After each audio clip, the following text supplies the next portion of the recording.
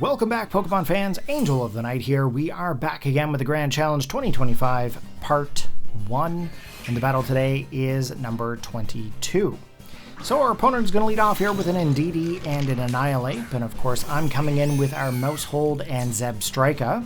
Now of course the Indeedee does get the Psychic Surge ability, so it has set up the Psychic Terrain. Basically any kind of priority moves are basically going to be null, and of course any psychic moves are going to be boosted. So first things first, we've got our Maushold here, and we're kind of trying to debate on what we want to do. We could either go for the Tera Ghost and then go for the Bite into the Annihilape, or we go for the Tera Ghost and go for the Population Bomb into the Indeedee. Now that's pretty much what we've set up on, and we're also going to choose the Supercell Slam into the Annihilape. Now, one thing that we have to consider here, actually as an afterthought, is that Indeedee could happen to have a Rocky Helmet. This could be actually bad for our Maushold here if it does end up going for the Population Bomb.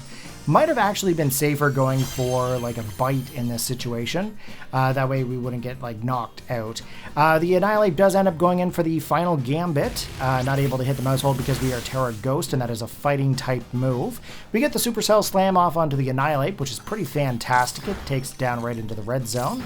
And of course we go for the Population Bomb into the Indeedee, which is actually doing some crazy damage.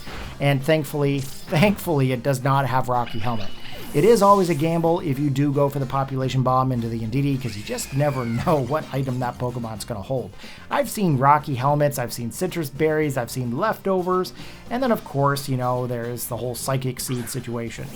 Next Pokemon coming in is going to be Sneasler. Now, of course, Sneasler does have that Psychic Seed that we're talking about. It does activate, and of course, its special defense has been boosted on the Psychic Terrain. Now, we do have Maushold and Zebstrika still onto the field, so we're actually in a good situation right now. We could go for the Population Bomb into the Sneasler, and then of course we could go for the attack into the Annihilape. If we could just get that one hit off onto Annihilape, we'd be able to take it out, but unfortunately they've actually called back Annihilape. They've gone into Hatterene. Now, Hatterene, of course, is a Psychic Pokemon. It's also a Fairy-type Pokemon as well. So if it does end up going for like an expanding force, it could actually do quite a bit of damage to my two Pokemon on my team. Sneasler has gone in for the Dark-type, which to my knowledge now is kind of a norm. After going through 2 grand challenges and a bunch of other tournaments, Sneasler is a huge threat here. So unfortunately for us, they actually pick up the KO onto the Maushold, and that is now down and out. And of course, we are left with 2 more other Pokemon onto our team. We get the Flame Charge off here onto the Hatterene, and that's going to boost up our speed. Going to give us a little bit of chip damage there onto the Hatterene. Of course, we do lose a little bit of health there on the Zebstrika. Next Pokemon coming in is going to be the Misdreavus. Now this is probably not the best Pokemon to bring in right now because of the whole Sneasler situation, but I ended up doing it anyway.